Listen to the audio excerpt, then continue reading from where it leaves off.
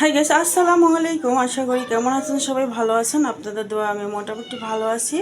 তো আজকে আমি আপনাদের জন্য রেসিপি করব ইলিশ ভাপা। তো ইলিশ ভাপাটা আমি ভেপে করব না, মানে ইলিশ ভাপারা বলে ওটাকে আমাদের দেশে।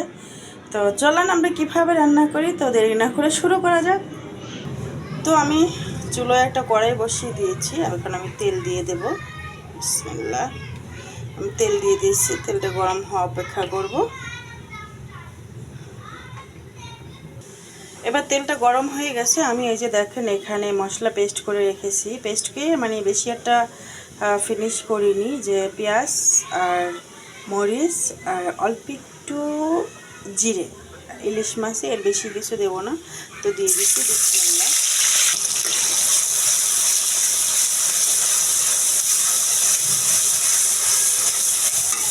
এবার এটার ভিতরে দিয়ে দেবো আমি লবণ স্বাদ মতো,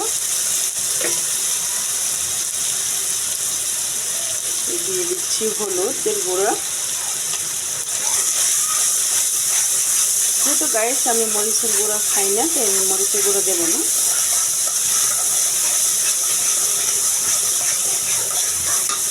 আর একটু হলুদ দেবো।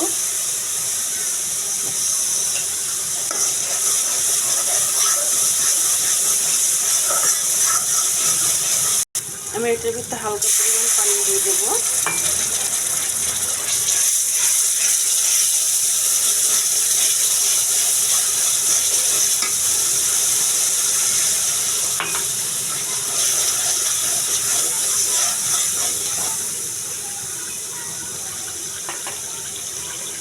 এবার আমি ইলিশ মাছগুলো সাজায় সাজায় দিয়ে দেব।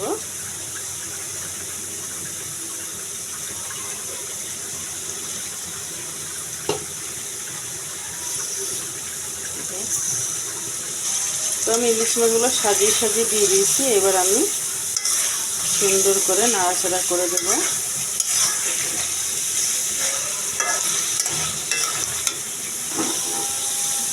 এবার এটার ভিতরে দিয়ে দেবো পানি।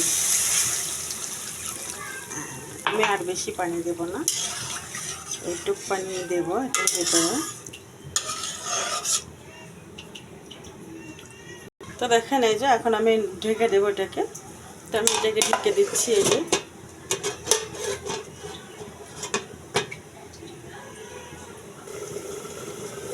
উঠিয়ে দেখি কি অবস্থা।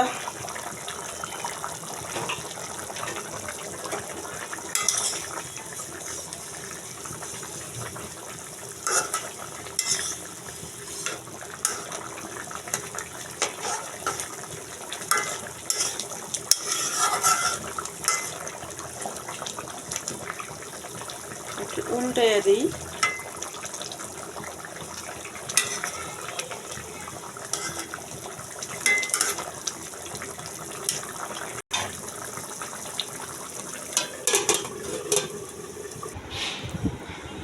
তো গাইস দেখেন এইভাবে আমি ইলিশ ভাপাটা করি। খেতেও দুর্দান্ত স্বাদ হয় এবং খুব লোভনীয় একটি রেসিপি। এতে কোনো মশলা অ্যাড করা